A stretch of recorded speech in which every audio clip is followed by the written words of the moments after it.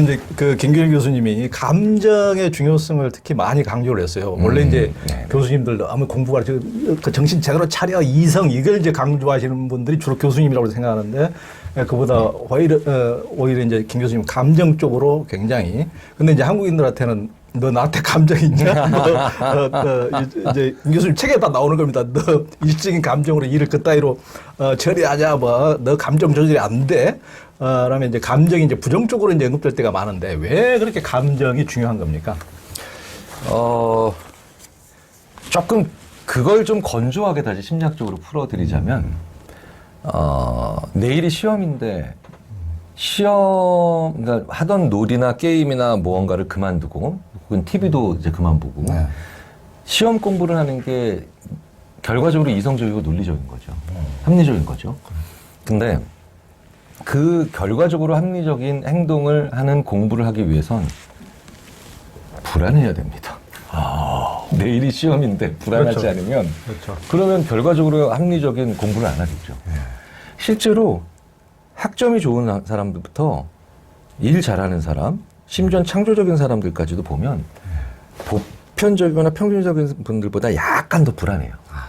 그러니까 그 불안이 너무 심하게 늘 불안하면 그건 이제 뭐 정신적인 어떤 장애가 될 수도 있겠지만 생각해 보십시오. 불안하지 않는데 원고를 어떻게 쓰고 불안하지 않는데 그렇죠. 어떻게 일을 하고 불안하지 않는데 어떻게 출근을 하겠습니까? 그러니까 살짝 불안한 건 맞아야 돼요. 조금 더 불안해야 되고. 그러니까 그 감정이 안 나오면 좋은 행동을 하기 힘든 거죠. 결과가 합리적이냐 아니냐는 거지 사람을 움직이는 건 감정이라는 거예요. 감정. 그래서 왜 그 감정 영역이 망가진 분들이나 이런 분들은 중요한 결정을 할 때 악수를 많이 두고 아예 결정을 못 할 때도 있고요.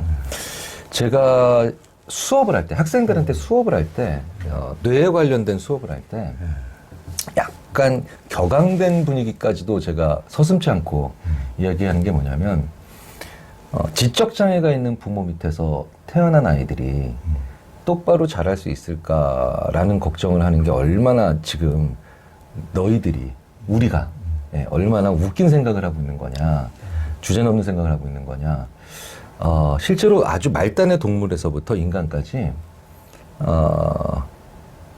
이성적이고 논리적인 판단을 하는 뇌가 정상이고 감정의 뇌가 비정상일 때가 제일 안 좋은 인간이 나옵니다. 제일 문제가 소시오패스가 그런 애들이에요. 네. 그런데 자기 자식을, 자기 자녀를 심지어 자기 자녀를 돌보지 않고 해하는 인간들이 가끔 나올 때마다 우리가 막 경악하고 분노하잖아요. 그 사람들이 바로 감정의 문제가 있는 사람이에요. 지적 장애가 있는 분들은 소위 말하는 우리가 논리적이고 계산하는 데 여기에 좀 문제가 있으시잖아요. 자기 자녀를 돌보는데 전혀 문제가 없어요. 왜? 안아야 되고 그 다음에 보살펴야 되잖아요. 심지어 동물도 그래요. 동물도 감정의 뇌를 망가뜨리면 그리고 이성적인 부분만 멀쩡하게 만들어 놓으면 걔가 제일 자기 새끼를 먼저 죽여요. 왜? 계산해 봤더니 내가 얘를 왜 보살펴? 이렇게 되는 거예요. 그러니까 인간이 가장 안 좋은 상태로 들어갈 때가 계산은 되는데 감정이 망가져서 공감을 못 하는 거거든요. 근데 그런 사람들 많아요. 네네. 그래서 실제로 연구된 데이터를 보면 부모님께서 지적장애가 있는 분이에요. 경제적으로 윤택하게 살기는 힘들었겠죠. 근데 굉장히 따뜻하게 아이들을 돌보셨기 때문에 그 따뜻한 돌봄을 통해서 나온 아이들이 바로 그렇기 때문에 사회에서 보면 평균적인 사람들보다 더 사회 구성원으로서 잘 살아가요. 그리고 더 사회 구성원 중에서 사회에 필요한 사람들이 되어 있어요. 네. 제가 이 말씀을 왜 드리냐면 그거를 못하게 만들었던 인간이 소시오패스 중에 하나인 히틀러잖아요. 히틀러가 지적장애가 있는 사람들의 그래서 다 죽였죠. 자녀가 나오면 똑같이 소위 말하는 문제가 생기는 열등한 인간들이 나온다고 해서 그분들을 다 그렇죠. 정말 그리고 다른 유럽 국가에 들어가기만 해도 또 이렇게 죽였는데 사실 본인이 오히려 계산과 논리가 가능한데 감정에 문제가 있었던 반대 형태의 제일 없어져야 되는 인간인가를 지가 몰랐던 거죠. 네. 그래서 감정은 잘 발달시켜야 되는 가장 중요한 그러니까 내 자녀의 발달 상태에서 아이가 지금 기억력이 얼마나 되고 글을 어디까지 읽고 영어는 이 나라 수준에서 어디까지 되고 언제까지 구구단이 되고 이것보다 훨씬 더 중요한 게 내 아이의 생존력을 키우기 위해서 가장 중요하게 생각하셔야 되는 게 적절한 감정 체계를 발달시키고 있는가 이걸 봐야 됩니다. 생각해 보세요. 이게 발달이 안 된 사람들이 지금까지 계속해서 사고치는 그 사회였고 되게 재밌는 건 걔네들이 그런데 강자의 위치에 제일 빨리 올라가고 강자의 위치에서도 제일 빨리 내려와요. 네, 제일 빨리 내려옵니다. 그렇기 때문에 내 아이의 소위 말하는 생존 능력을 위해서 제일 좋은 건 적절한 감정 체계를 가지는 거예요. 근데 굉장히 많은 분들이 그걸 안 해요. 네, 안 해요.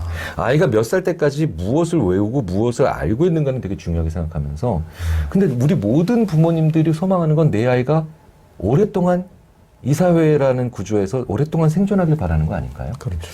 그러니까 정말 그런 소망을 가지고 계시면서 되게 엉뚱한 데만 투자를 관련은 있겠죠. 공부를 잘하는 것도 지적 능력이 좋은 것도 중요할 텐데 그것에만 투자를 하면서 진짜 제일 중요한 능력에는 너무 관심을 안 가지시는 게 안타깝죠. 굉장히 안타깝죠. 네. 그러니까 그 교수님 말씀 들으니까 그 저번에 영화 그 7번 방에 그죠.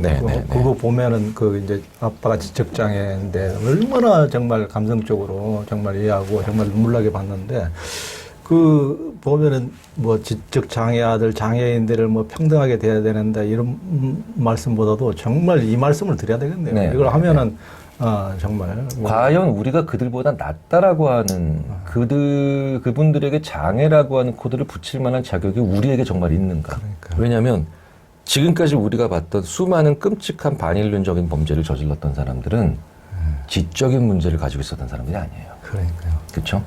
감정, 정서 여기에 문제를 가지고 있었던 인간들이죠. 그 냉혈함들. 그렇죠. 근데 우리가 어떻게 지적 장애인이라는 표현을 쓸 수 있냐?